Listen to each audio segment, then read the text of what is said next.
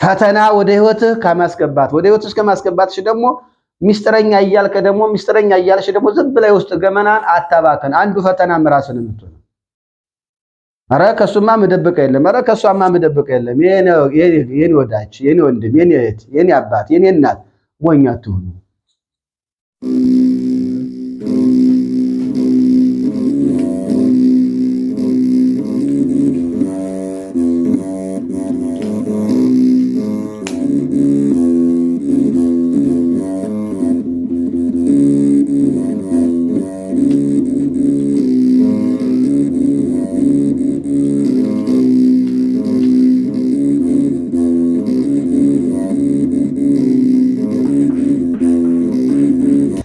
በስመ አብ ወወልድ ወመንፈስ ቅዱስ አሐዱ አምላክ አሜን።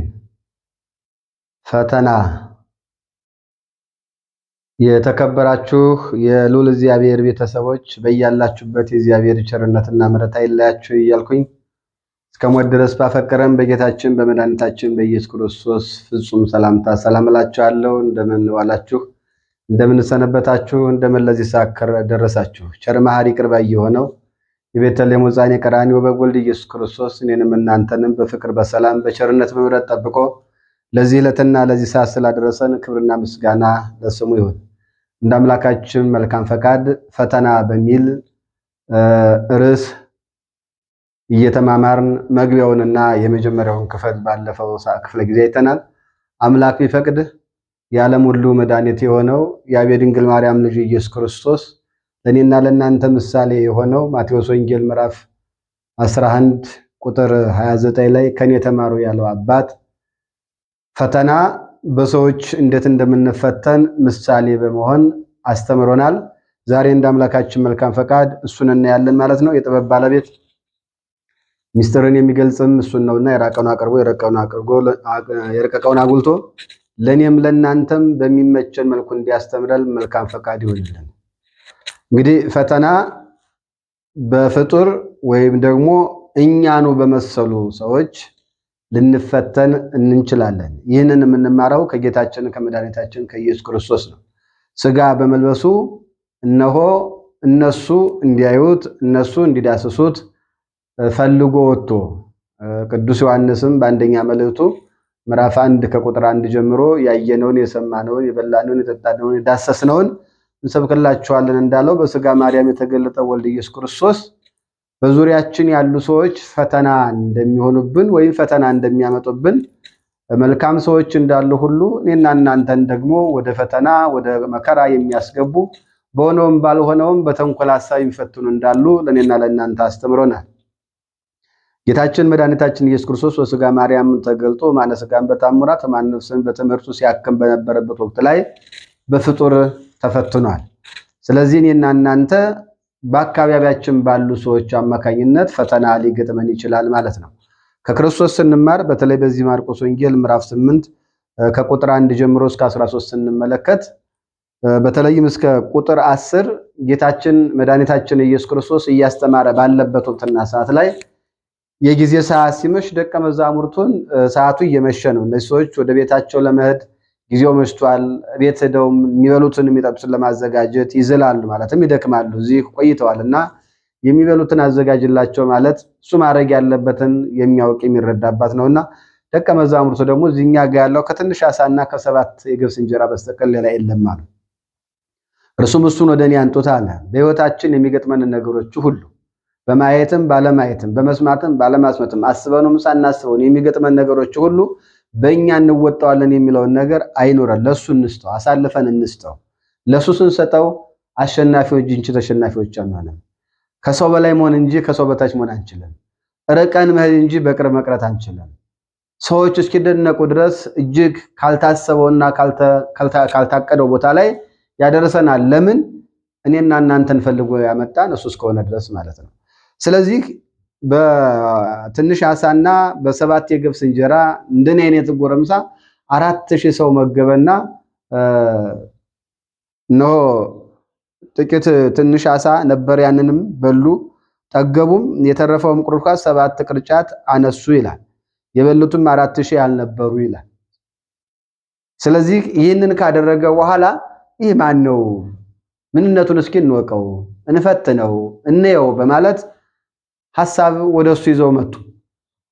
ቁጥር 11 ላይ ፈሪሳውያንም መጡና ሊፈትኑት ከሰማይ ምልክት ከርሱ ፈልገው ከርሱ ጋራ ይከራከሩ ጀመር ይላል። ከሰማይ ምልክት እንግዲህ በትንሽ ዓሣ በ7 እንጀራ 4000 ሰው መግቦ 7 ቅርጫት አጠገባቸው እንዲነሳ አድርጓል። ከዚህ በላይ ምልክት ምን እንደፈለጉ አይታወቅም። ይህ ክርስቶስ በፍጡር የተፈጠረበት ስጋ በመልበሱ እንደነሱ እነሱን መስሎ ስለታያቸው አምላክ መሆኑን ስለዘነጉት የነሱ መድኃኒት መሆኑን ስለዘነጉት ስላላስተዋሉት በዛ ባደረገላቸው ነገር ተደንቀው አምላክነቱን አምነው ከመከተል ይልቅ ከሰማይ ሌላ ምልክት ምን ያደርጋል የሚል ፈተና ይዘው ቀረቡ። እኔና እናንተን በዙሪያችን እንደሚፈትኑን ሰዎች አይጠፉም። ወዳጅ መስለው የሚፈትኑን አይጠፉም። በዓለማዊ ሕይወታችንም ይሁን በመንፈሳዊ ሕይወታችንም ይሁን ፈተና በክርስትና ሕይወታችን ባለፈውም እንደተነጋገርነው በክርስትና ሕይወታችን ከክርስቶስ ጋር የምንገናኝበት መስታወት ማለት ይቻላል። ፈተና ለምን መስታወት እኛነታችንን የሚያሳይ ነው እንደምታውቁት። ፈተናም የኛን የክርስትና ማንነታችንን የሚያሳይ እጅግ ይቅርታ የኛን የክርስትና ማንነት የሚያሳይ የሚያስረዳ። ስለዚህ ባደረገው ተአምር ከማመን ይልቅ ሌላ ምልክትን ፈለጉ። በሌላ ምልክትም ሊፈትኑት ፈለጉ። ስለዚህ እኔና እናንተ አብረውን እየኖሩ ያሉ ወዳጆች በምንሰራው ስራ ሊሆን ይችላል፣ በምንኖረው ኑሮ ሊሆን ይችላል። የምንኖረው ኑሮ አስቀንቷቸው ሊሆን ይችላል፣ በስጋዊ ሐሳብ አስደንቋቸውም ሊሆን ይችላል፣ በመንፈሳዊ አስተሳሰብ። ምንም ይሁን የኛ ማንነት ለነሱ ሰላም ሲነሳቸው የሚገባም የማይገባም ፈተና ማለትም የሚገባ ስላችሁ በሃይማኖታችን ውጤት ሊያመጣ የሚችል ለጽድቅ የሚያበቃ በሰዎች ላይ እነዛን ሰዎች ተጠቅሞ ጠላት ዲያብሎስ እኛን ሲፈትነን ሊጠቅም የሚችል የማይጠቅም ወይም የማይረባ ወይም የሚጎዳ ማለት ደግሞ ለጽድቅ የማያበቃ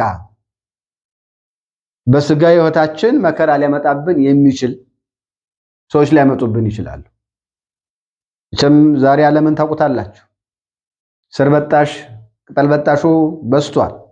ስለዚህ የጤና ጉዳት እንዲመጣብን የሥራ ጠባያችን እንዳይስተካከል የኑሮ ጠባያችን ውጣ ውረዱ እንዲበዛ የተለያዩ ነገሮች ላይ አጠገባችን ባሉ ሰዎች ላይ ፈተና ሊገጥመን ይችላል።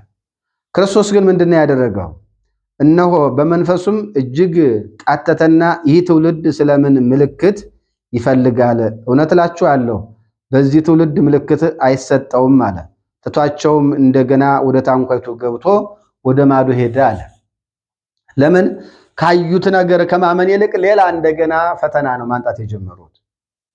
በእኔና በእናንተ ሕይወት ኑሮ ተደስተው እግዚአብሔርን ከማመስገን እግዚአብሔር ሆይ ታሪካቸውን ቀየርክላቸው፣ ለዚህ ያደረስከው ለዚህ ያደረስካት ብለው ከማመስገን ይልቅ እንዴት እንዲህ ለዚህ ነገር ደረሰች፣ ለዚህ ነገር ደረሰ፣ በየት አልፎ በየት አልፋ በማለት ያለንበት ነገር ሰላም ነስቷቸው የተለያየ ማይበል ይዞብን ይመጡ በዙሪያችን ሰዎች ይኖራሉ። ይህንን ለመወጣት የኔና የናንተ ድርሻ ምንድነው ከተባለ መንቃት ነው። አምላክ እንደ አምላክነቱ የሰዎችን ማንነት አውቆ ምንም አይነት ምልክት ምንም አይነት ታምር ቢያደርግላቸው የማያምኑ የማይለወጡ መሆናቸውን ስለረዳት ሰዋቸው ሆዷል። እኔና እናንተ ደግሞ እግዚአብሔር እንዲጠብቀን በመላእክቶቹ አማካኝነት ከክፉ ነገር እንዲጠብቀን በሱ ቸርነት እንድንከለል ራሳችን ለሱ አሳልፈን መስጠት እንጂ በራሳችን ጥበብ ሰዎች የሚያደርጉብንን ክፋትና ተንኮል ማወቅና መረዳት አንችልም። ስለዚህ ቅዱስ ጴጥሮስ እንዳለው በአንደኛ ጴጥሮስ ምዕራፍ 5 ቁጥር 8 ላይ ንቁ እንዳለው የኔና የናንተ ድርሻ መንቃት ነው። ምን ይላሉ አባቶች? አብላኝ ያለ በላ አውጣኝ ያለ ወጣ የተኛ ተበላ ይላሉ። ስንተኛ እንበላለን። ስለዚህ በመንፈሳዊ ሕይወታችን ላይ እንዳቅማችን ዛሬ ጀምረን ነገ የማናቋርጠውን ዘወትር ልንጸልይ የምንችለውን እንዳቅማችን የጸሎት መሳሪያ ሊኖረን ይገባል። ከዛ ራሳችን ለሱ መስጠት አንጡት ወደኔ አይደል ያላቸው ሐዋርያት፣ ኧረ የለም የሚበላ ሲሉት አንጡት እንስተው። ለምን ሙሉ አካላችን ማንነትን ሰርቶ ያመጣው እሱ ነው። አቅሜ አንተነ፣ ጉልበቴ አንተነ፣ ጥበቤ አንተነ፣ ማንነቴ አንተነ ብለን እንስተው። ስንሰጠው ማንኛውንም ፈተና ማሸነፍ እንችላለን። እርሱ ምንም አይነት ምልክት ቢያሳያቸው የማይለወጡ የማይስተካከሉ መሆኑን ስላወቀ ትቷቸው ሄዷል። እኔና እናንተን ትቶን እንዳይሄድ በክርስትና ሕይወታችን በምናውቀውም በማናውቀው የሚገጥመንን ፈተና ለማለፍ ብርቱዎች እንድንሆን እኔና እናንተን ማስተዋልና ጥበብ አምላከ ቅዱሳን እግዚአብሔር ለእኔም ለእናንተም ያድለን። ሌላው በዚሁ በማርቆስ ወንጌል ምዕራፍ 12 ቁጥር 15 ላይ ያለ ኃይለ ቃል ነው። ማርቆስ 12 ቁጥር 15 እንዲህ ብሎ ተጽፏል። እርሱ ግን ግብዝነታቸውን አውቆ ለምን ትፈትኑኛላችሁ? አየው ዘንድ 1 ዲናር አምጡልኝ አላቸው ይላል። ከቁጥር 13 ጀምራችሁ ታነቡት ሁሉን ቃል ታገኙታላችሁ። ሐሳባቸው ምንድነው? ለቄሳር ግብር መክፈል ይገባል ወይስ አይገባም ነው ፈተናው። እኔና እናንተን ሲፈትኑ ደግሞ እከሌ እኮ ለአንተ ጠላት ነው፣ እከሌ እኮ አንተን አያከብርህም፣ እከሊት እኮ ለአንተ ቦታ የላትም ወዘተ በሚል ነገሮች እኔና እናንተን ሊፈትኑ ይችላል፣ ያጋጩን፣ ሊያላትሙን ይችላል። ክርስቶስን አሁን ከንጉስ ጋር በወቅቱ ከነበረው ገዥ ጋር ሊያላትሙ ምን አሉ? ለቄሳር ግብር መክፈል ይገባል አይገባም የሚል ጥያቄ ነው የጠየቁት። ፈተና ማለት ነው። ቁጥር 13 ላይ ምን ይላል መሰላችሁ? በንግግር ሊያጠምዱት ከፈሪሳውያንና ከሄሮድስ ወገን የሆኑት ወደ እርሱ ላኩ አለ። ከዛስ መተው መምህር ወይ የሰውን ፊት ሳትመለከት በእውነት የእግዚአብሔርን መንገድ ታስተምራለህና እውነተኛም እንደሆንክ ለማንም እንደማታዳላ እናውቃለን አሉት። ለቄሳር ግብር መስጠት ተፈቅዷል ወይስ አልተፈቀደም? አሁን ስለ ቄሳር ተጨንቆ አይደለም። የቄሳር ንግስና ጉዳይ አስጨንቋቸው አይደለም። ለቄሳርም ወዳጆች ስለሆኑ አይደለም። በምን እንፈትነው ነው ዋናው ዓላማው። እኔና እናንተን ሰዎች በምን እንፈትናቸው ሊሆን ይችላል። በጉርብትና አካባቢ ሊሆን ይችላል። ስራ ቦታ አካባቢ ሊሆን ይችላል። አንዳንድ ቤተ መቅደስ ለናስቀድስም እኮ የሚፈትኑ ሰዎች እኮ አሉ። ይሄ እኮ ስንት ዓመት የተቀመጥኩበት ወንበር ነው ዛሬ መተሽ የሚሉ እኮ አሉ አይደለም። አምልኮተ እግዚአብሔር የምንጠቀምበትን ቤተ እግዚአብሔር ይቅርና የግል ብለን የምንቀመጥበትን ቤት ቆጥለ ነው መቃብር እንገባለን። ባለባበሳቸው የሚፈትኑ ሰዎች ሊኖሩ ይችላል። እንዴት እንዲለበስሽ የሚሉ ሊኖሩ ይችላል። ስለዚህ ለሁሉም የሚያስፈልገው ምንድነው ከተባለ ቅድም ያልነው የቅዱስ ጴጥሮስ ሐሳብ መንቃት፣ ንቁ መሆን። ክርስቶስ እንደ አምላክነቱ በፍጡር በለበሰው ስጋ እንደነሱ ስጋ ለብሶ ስላዩት ለነሱ የተመቻቸውን ሐሳብ ፈተና ይዘው ቀርበዋል። እሱ ግን ምን አላቸው? እስኪ ብሩን አንጡት፣ የምትገለገሉበትን ብር አንጡት እስኪ አላቸው። አመጡለት። ጽሕፈቲቱስ የማነች አላቸው። ጽሕፈቲቱስ የማነች? የቄሳር ናት አሉት። ኢየሱስ መልሶ የቄሳርን ለቄሳር የእግዚአብሔርን ለእግዚአብሔር ስጧል። ይህ ክርስቶስ ስጋ በመልበሱ ሰዎች ያመጡበት ፈተና። እኔና እናንተ የኛ ወዳጆች የምንላቸው ልዩ ልዩ አይነት ፈተና ይዞብን ይቀርባል። በጉርብትና አካባቢ በሰላም ከኖር እንዴት በሰላም መኖር በሰላም መኖራችን አያስደስታቸውም። እንዴት ኖረ ነው እንዴት ኖሩ። መስሪያ ቤት አካባቢ ከባለስልጣኖች ጋር ከስራ ባልደረቦቻችን ጋር በሰላም ከኖር ከተግባባን ወይ እግዚአብሔር ይመስገን ታድሎ አይደለም የምንባለው። ለምን በሰላም ኖረ? ለምን በሰላም ኖሮች? እኔም እንዲህ አድርጌ አጣላዋለሁ እንዲህ አድርጌ አጣላታለሁ የሚሉ ሁሉ ጊዜ የሰዎች ሰላም መኖር የማያስደስታቸው እንቅልፍ የሌላቸው ሰዎች አሉ። የዲያብሎስ መሳሪያ ይሆን ማላተም ሲያቀታቸው ቅድም እንዳልኳችሁ ወይ በቅጠላ ቅጠሉ ወይ በሆነ ነገሮች ላይ ደግሞ እኔና እናንተን ማሳበድ የሚፈልጉ ሰዎች አሉ። ግን የእስራኤል እረኛ እሱ ምን አይልም አይተኛ። እግዚአብሔር እረኛዬ ነው አይደል? የሚያሳጣኝ ነገር የለም አይደል ያለው መዝሙረ ዳዊት መዝሙር 22 በቅንፍ 23 ቁጥር 1 ጀምሮ ስናነበው ይሄን ነው የሚናገረው። አንዳንዴ እኔና እናንተ ግርም ይለናል አይደል? የሆነ ነገር ሳንባንን ሳንነቃ ቆይተን እኛ የሆነ ቦታ ላይ ስንደርስ የኛ ታሪክ ወይ ስራችን የተበላሸው ወይ የፍቅር ህይወት ጀምረን የፍቅር ህይወታችን የተቋረጠው ወይ ግርትና አካባቢ ላይ ሰላም ያጣ ነው የሆነ ሰዓት ላይ ስንነቃ በጣም የኛ ቅርብ ወዳጅ ምንነው ሰው ነው ያ ታሪክ የተበላሸው። እንዴት ማለት እንጀምራለን? እንዴት አይደለም አሁን የሚያስፈልገው መንቃት ነው የሚያስፈልገው። መንቃት ፈተና ወደ ህይወትህ ከማስገባት ወደ ህይወትህ ከማስገባትሽ ደግሞ ሚስጥረኛ እያልከ ደግሞ ሚስጥረኛ እያልሽ ደግሞ ዝም ብለህ ውስጥ ገመናን አታባከን። አንዱ ፈተናም ራስን የምትሆነው ለህይወትሽ አረ ከሱማ መደበቅ የለም፣ አረ ከሷማ መደበቅ የለም። የኔ ወዳጅ፣ የኔ ወንድም፣ የኔ እህት፣ የኔ አባት፣ የኔ እናት ሞኝ አትሁኑ። የሚደበቅ የሌለው ለመድኃኒዓለም ክርስቶስ ብቻ ነው። ብዙዎች የኔ በሚሏቸው ነው የተጎዱት። ብዙዎች የኔ በሚሏቸው ነው ጤናቸውን ያጡ። ብዙዎች የኔ በሚሏቸው ነው ትዳራቸውን ያጡ። ብዙዎች የኔ በሚሏቸው ነው ከስራ ተፈናቅለው ከዛም አልፈው ወደ ወህኒ ቤት ወደ ቃሊቲ የተወረወሩት። ንቃ። የኔ በምንላቸው ሰዎች ላይ ልንፈተን እንችላለን። የኔ በምትላቸው ሰዎች ላይ ጾታዊ ፈተና ሊመጣብህ ይችላል። የኔ በምትላቸው ሰዎች ላይ ከጉርብትና ጋራ ከስራ ባልደረቦች ጋራ ወዘተ ሰዎች ከተባሉት ጋራ በሰላም ስትኖር የማይመቻቸው የሚያማቸው ሰዎች አሉ። ግን የኔ የምትላቸው አጠገቡ ያሉ ነገሮች ተበላሽተው ከባነንክ በኋላ ሁለት ነገር ታጣለህ። ጉርብትና ላይ ያለውን አታሃል፣ ስራ ቦታ ላይ ያለውን ግንኙነትን አታሃል፣ የፍቅር ህይወትን አታሃል። መጨረሻ ላይ የኔ ያልከውንም ሰው ታጣለህ። ሁለቱንም ላለማጣት የሚያስፈልግ ምንድነው? መንቃት። ክርስቶስ እንደ አምላክነት የልብ ክፋታቸውን አውቆ መልስ ሰጥቷቸዋል። እኔና እናንተ ደግሞ ፍጡር እንደመሆናችን ድርሻችን ምንድነው? መንቃት፣ ንቁ መሆን። ያለዛ እዚህ ጋር የተበላሸው ተበላሽቶ ለዘመናት የገነባነው ጓደኝነት በስጋ ከመወለድ በስተቀር የቀረን ሌላ ምንም አይነት የቀረን ቅርብ የምንላቸውን ሰዎች ሁሉ የምናጣው ራሳችን ባለመንቃታችን ብዙ ነገር እናጣለን። ስትነቃ ከወዳጅህም አትለይም፣ ካለህበት ማህበረሰብም ላይ አትለያይም። ከስራ ቦታህም አትፈናቀልም፣ ከተዳርህም አትለያይም፣ ከጉርብትናህም በሰላም ትኖራለህ። የፍቅር ህይወትህም ላይ ታስቀጥለዋለህ እንጂ አታቋርጠውም። ከነቃህ እኔ እኮ ለሷ ምደብቃት የለም ብለሽ የፍቅር ህይወትሽ የተቋረጠብሽ እህት የለሽም? እኔ ለሱ ምደብቀው የለም ብለህ የፍቅር ህይወት የተቋረጠብህ ወንድሜ የለህም? የትዳር ህይወት እኮ ሰላም አጣ እስኪ ከሌላ አማክረው እያልክ አማክረህ ግን መጨረሻው ትዳር ብትትን ሆኖብህ አላገኘኸውም? ስራ ቦታዬ ሰላም አጣውኝ እስኪ ለከሬ ላውራው ብለህ አውርተህ ከስራ ተባረህ አላገኘኸውም? ንቃ። ስለዚህ ሰዎች በሰው ይፈተናል። በሰው መፈተናችን ደግሞ ራሱ በፈጠራቸው ፍጥሮች ክርስቶስ ተፈትኖ ለኔና ለእናንተ ምን ሆነ? ከኔ ምን በሉ አለ? ተማሩ፣ ከኔ ተማሩ። ስለዚህ ምን ያስፈልገናል? መንቃት። ስትነቃ ታሸንፋለህ እንጂ አትሸነፍ። በተለይ የልብ ጓደኛ ለማግኘት ታውቃላችሁ ከባድ ነው። ለዘመናት ግንባታ ያስፈልገዋል።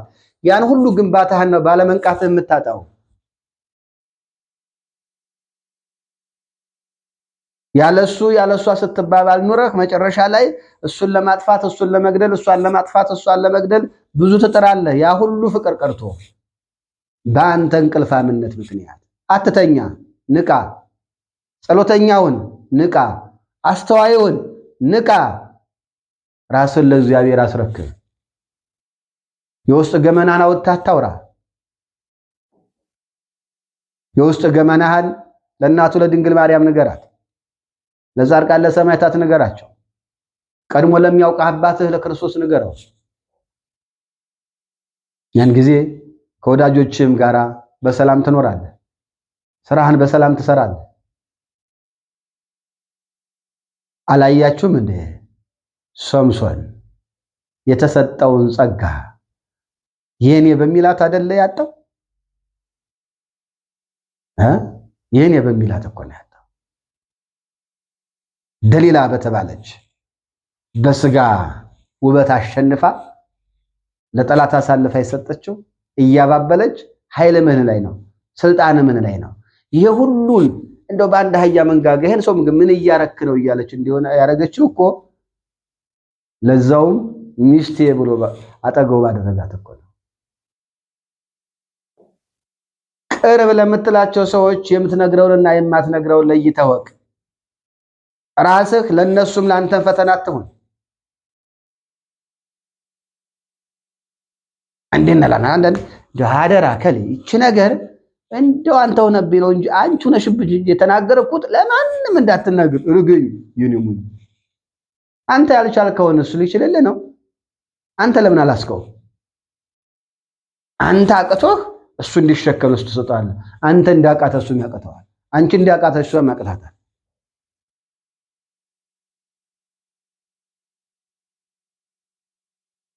ሊቀ መዘምራን ዲያቆን ልዑል ሰገድ እንዴት እንደዘመረ ታችኋል። ድንግል ማርያም የውስጤን በውስጤ ይዤ ከፊትሽ ቆሜያለሁ።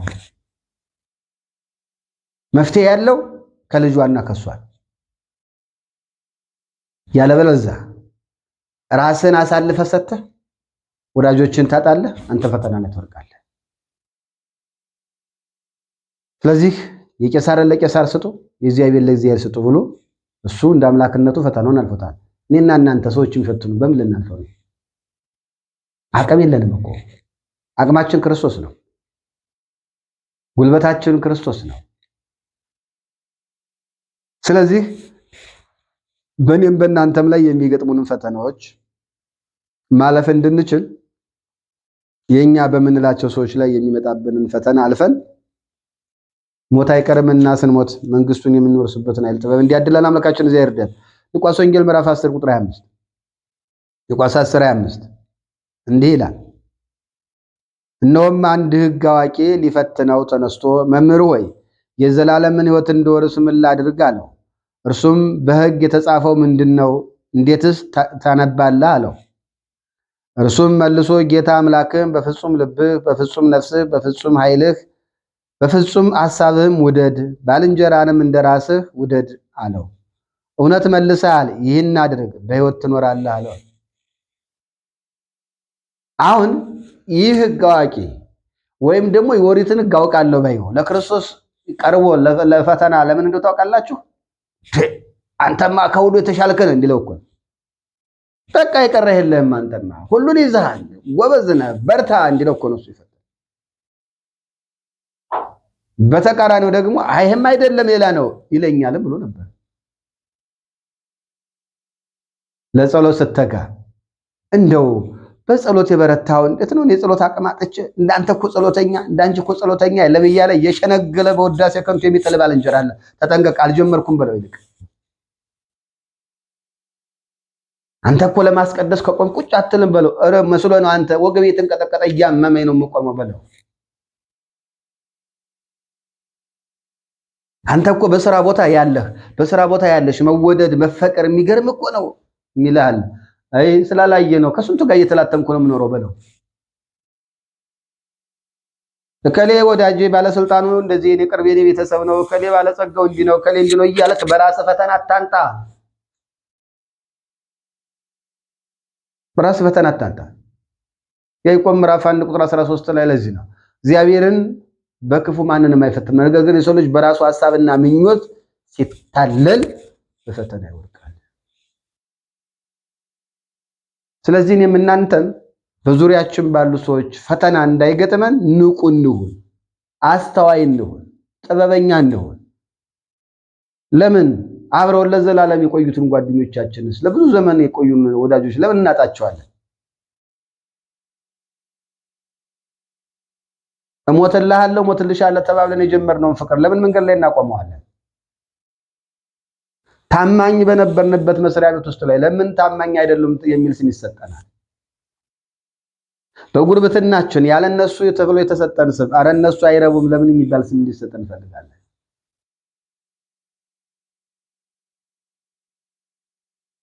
ስለዚህ እኔም እናንተም ሁላችንም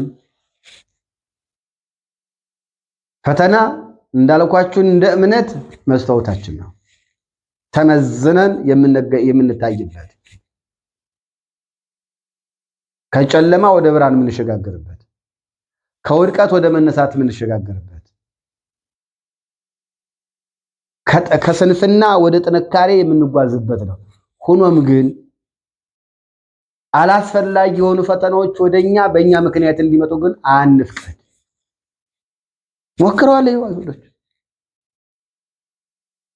የመጀመሪያው በፍጹም ነፍስ፣ በፍጹም ኃይል፣ በፍጹም ሐሳብህ እግዚአብሔርን ውደድ የሚል ነው። ሌላው ደግሞ ባልንጀራን እንደራስ ውደድ የሚል ጥሩ ብለሃል፣ እውነት ብለሃል። በሕይወት ልትኖር ከፈለክ እነዚህን ቀጥላቸዋል። አገልጋዩ አቤት እኮ መድረክ ላይ ስትቆም እኮ ስታስተምር ልብሱን ለብሰህ ስትንቀሳቀስ ሲያምርብህ ስብከቱን ብትሰብከው ዝማሬውን ብትዘምረው ቅዳሴውን ብትቀድሰው ማህሌቱን ብትቆመው ያላንተ እኮ ውበት የለውም። ያን ጊዜ እንደ ፊኛ ትነፋ ባዶ ነህ በሌልቅ መስሎ ነው።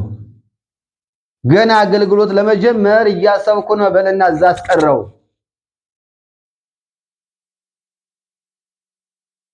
ዛስቀራ ባበደርከው ብር ልትፈተን ትችላለህ። ወዳጅ ብለህ ሰጥተው ይከዳሃል።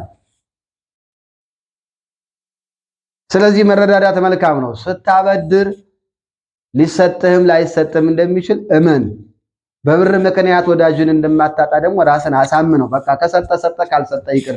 ይህን ማሰብ አለብህ። የኔና የናንተ አቅም ማንነታችን የሚታወቀው በእግዚአብሔር ዘንድ ነው። በእግዚአብሔር ዘንድ ነው። በሰዎች ዘንድ ውጫዊ ማንነት ነው የሚታየው። ስለዚህ ፈተና ወደ አንተ እንዲመጣ ሳይሆን ከአንተ እንዲርቅ ለማድረግ ጥበበኛ ሁን። እኔም እናንተም ከስጋዊ ዝምድና እንዲሁ በኑሮ ምክንያት ያፈራናቸው ወዳጆች ብዙ ወዳጆች አሉ። ግን እንድናጣቸው ሳይሆን ያቺ መከረኛ ሞት እስክትመጣ ድረስ አብረውን እንዲኖሩ ለማድረግ አብረውን እንዲኖሩ የምናደርገው ደግሞ እኔና እናንተ ንቁ በመሆን ነው። ንቁ በመሆን በራሳችን ስንፍና ያበላሸነውን ነገሮቻችን እከሌ እኮ ነው እንዲህ ያደረገብኝ፣ እከሌት እኮ ነች እንዲህ ያደረገኝ፣ ከስራ ያባረረኝ፣ ትዳር ያፈናቀለኝ፣ ከጓደኝነት ከከሌት ጋር ፍቅር ጀምር ያቋረጠብኝ፣ ከከሌት ጋር ፍቅር ጀምር ያቋረጠችብኝ ወዘተ አትነቃም። ባጓባት የዘመራሰህ አካሄድክን አታሳምርም። አንተ ተኝተህ ራስህን አንተ ካልጠበቅህ ማለት ይጠብቅልህ ነው። ራስህን ለእግዚአብሔር አስረክብ። አንተ ጥንቁቁን፣ አንቺ ጥንቁቁ፣ ሁላችን ጥንቁቁን ነው። ለሰውን ፈተና ነው። እኛም በሰላም ከምንኖርበት ወደ ፈተና እንግባ። ከብዙ ወዳጆቻችሁ ጋር ብዙ ማውራት የሚጠበቅባችሁ የሃይማኖት ቃል ነው ወገኖች። ብዙ ማውራት ከፈለጋችሁ ሌላ ነገር ብዙ ማውራት ከጀመራችሁ ሚስጥራችሁ ይወጣል፣ ይባክናል። ያን ጊዜ ፈተና ይጀምርላችኋል። ስለዚህ እኔና እናንተ ከእግዚአብሔር ጋር ጸንተን ለመኖር በስጋ ሕይወታችን በየትኛውም አጋጣሚዎች ላይ አሁንም እንዳልኳችሁ ቀጣይ የምንማማራቸውም ነጥቦች እንዳሉ ሆነው ፈተናዎች ቅርብ በምንላቸው ሰዎች ላይ ሊመጣብን ይችላል። ምን እያደረገን ያላቸው? ድውይ እየፈወሰ ለምጽ እያነጻ ሽራዋ በርከቶ እየመገባቸው አጠገቡ እየተከተሉት ያሉ እኮ ናቸው። ክርስቶስን ፈተና እየጠየቁት ያሉ የማያውቁትማ እንዴት እኔና አንተን የማያውቁን እኔና አንቺን የማያውቁን እኛን የማያውቁን ሰዎች በምን አይነት ፈተና ይዘውብን ሊመጡ የት ያውቁናል? መግቢያ መውጣታችንን፣ መንፈሳዊ አቅማችንን፣ ዓለማዊ ዕውቀታችንን፣ በሥራ ቦታ ያለን አቅምን፣ በጉርብትና ያለን ማንነትን ያወቀ ሰው ነው አንተን ሊፈትን የሚመጣው።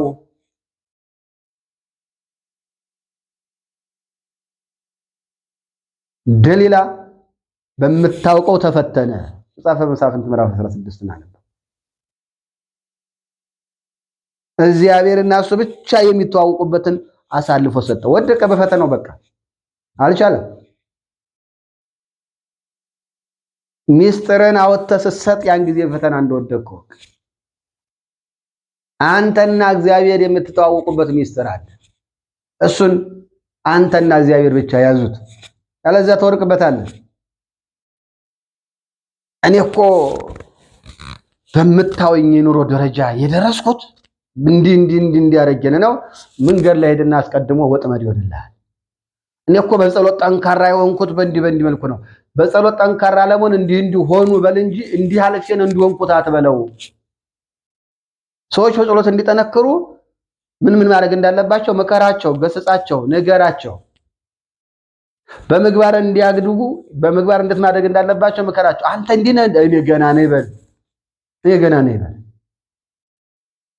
ስራ ቦታ ላይ ሰዎች ከባለስልጣኑ ጋራ ከስራ ባልደረቦቻቸው ጋራ እንዴት መኖር እንዳለባቸው ምከራቸው።